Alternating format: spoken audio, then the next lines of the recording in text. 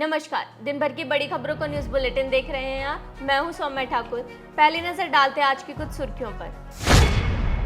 राष्ट्रपति द्रौपदी मुर्मू ने संसद में अपना पहला अभिभाषण दिया। उन्होंने अपने अभिभाषण में नीट पेपर लीक मामले को लेकर बड़ा बयान दिया। मुर्मू ने कहा कि सरकार पेपर लीक की निष्पक्ष जांच करेगी। पेपर लीक मामले की जांच को लेकर सरकार एक्टिव मोड पर है। इसके साथ ही मुर्मू ने अपने भाषण में आपातकाल का भी जिक्र किया। हाल ही में कुछ परीक्षा में हुई पेपर लीक की घटनाओं की निष्पक्ष जांच और दोषियों को कड़ी से कड़ी सजा दिलवाने के लिए मेरी सरकार प्रतिबद्ध है। आम आदमी पार्टी के नेताओं ने दिल्ली के मुख्यमंत्री अरविंद केजरीवाल की रिहाई की मांग को लेकर संसद भवन में केंद्र सरकार के खिलाफ प्रदर्शन किया। उन्होंने प्रधानमंत्री से इस मामले में जवाब देने की मांग की। आम आदमी पार्टी के नेता संदीप पाठक ने कहा कि सीबीआई चाहती है कि बीजेपी के ऑर्डर के आधार पर अरविंद केजरीवाल को किसी भी तरह से जेल के अंदर रखना है। दिल्ली एनसीआर में गुरुवार सुबह तेज बारिश देखने को मिली। मौसम विभाग ने बताया कि अगले 5 दिनों तक भारी बारिश होने वाली है। इसके अलावा उत्तर पश्चिम भारत में आज बारिश शुरू हो चुकी है और कल से मौसम में और बदलाव आएगा। यूपी में अगले 5 दिनों तक तेज बारिश का अलर्ट जारी किया गया है। दिल्ली में कोर्ट ने कहा कि शराब घोटाले मामले में मुख्यमंत्री अरविंद केजरीवाल की गिरफ्तारी को इस समय अवैध नहीं कहा जा सकता। केजरीवाल को 3 दिन की सीबीआई रिमांड पर भेजते हुए राजवन्नी कोर्ट ने यह टिप्पणी की। आपको बता दें, शराब घोटाले मामले में कल सीबीआई ने केजरीवाल को गिरफ्तार किया था। संजय पासवान ने बीजेपी को लेकर बयान देते हुए कहा कि अगर नीतीश कुमार का साथ नहीं होता तो भारतीय जनता पार्टी बिहार में 0 पर आउट हो जाती। बिहार में एक समूह तेजस्वी के साथ गया है तो दूसरे समूह के नेता नीतीश कुमार बन गए।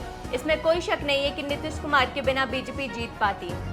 मुझे लगता है कि राजनीतिक तौर से बिल्कुल इस बात की आवश्यकता है और मुझे तो कहने कोई बुराई नहीं कर। इस बार अगर हम लोग साथ अगर नीति से नहीं होते तो बीजेपी 0 पर उतरती है। 18वीं लोकसभा से पहले संसद सत्र में चौथे दिन राष्ट्रपति मुर्मू का अभिभाषण हुआ। 50 मिनट के भाषण में राष्ट्रपति ने हर मुद्दे पर बात की। उन्होंने कहा पेपर लीक करने वालों को कड़ी सजा दिलाई जाएगी। उन्होंने सेना को आत्मनिर्भर बनाने की तैयारी भी बताई। नॉर्थ ईस्ट में शांति के लिए सरकार के प्रयासों का भी जिक्र किया। राष्ट्रपति ने कहा अगले बजट सत्र में बड़े फैसले लिए जाएंगे।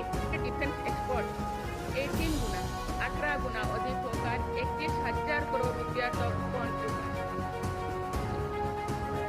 फिलीपींस के साथ ब्रह्मास्त्र मिसाइल का रक्षा होगा। डिफेंस एक्सपोर्ट के क्षेत्र में भारत की पहचान मजबूत करना।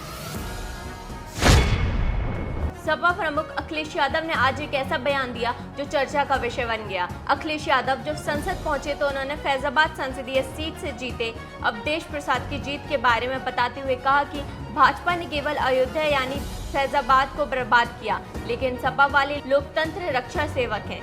इस बयान के बाद बीजेपी ने अखिलेश यादव की सरकार पर भगवान राम का अपमान करने का आरोप लगाया। लोकतंत्र रक्षक सेनानी आइए, लोकतंत्र रक्षक सेनानी ये खड़े हमारे साथ। अवधेश जी राजा अयोध्या। यूनाइटेड नेशन में पाकिस्तान ने फिर से कश्मीर का मुद्दा उठाया। इस पर जवाब देते हुए भारत ने कहा कि पाकिस्तान बार बार यूनाइटेड नेशन का ध्यान भटकाने के लिए इस मुद्दे को उठाता है, जबकि पाकिस्तान का आरोप बेतुका और ध्यान भटकाने के लिए किए जाने वाली कोशिश है। पाकिस्तान अपने देश में बच्चों के साथ हो रहे घनघोर अपराधों से दुनिया का ध्यान भटकाने के लिए ऐसा कर रहा है। पश्चिम बंगाल के कई जिलों में मुख्यमंत्री ममता बनर्जी के निर्देश के बाद अतिक्रमण के खिलाफ पुलिस ने अभियान तेज कर दिया है। इसी के तहत कोलकाता में भारतीय जनता पार्टी का कार्यालय तोड़ दिया गया। कोलकाता के तारातला में जहां बीजेपी का ऑफिस तोड़ा गया, वहां जब पुलिस पहुंची तो बीजेपी कार्यकर्ताओं से उनकी कहासुनी हो गई। संसद में स्थापित किए गए सेंगोल पर पार्टियों के बीच कहासुनी हुई। विपक्षी दलों ने संसद भवन में स्पीकर के आसन के पास रखे हुए सेंगोल को हटाने की मांग शुरू कर दी।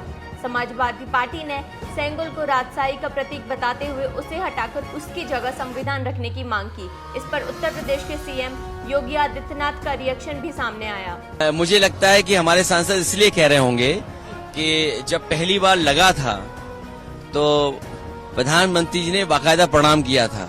इस बार शपथ लेते समय शायद वो भूल गए। उसी को याद दिलाने के लिए लगता है मेरे पार्टी के सांसद ने कुछ इस तरह का पत्र लिखा है। तो आप दिन भर की बड़ी खबरों में बस इतना ही। फिर होगी आपसे मुलाकात। नमस्कार।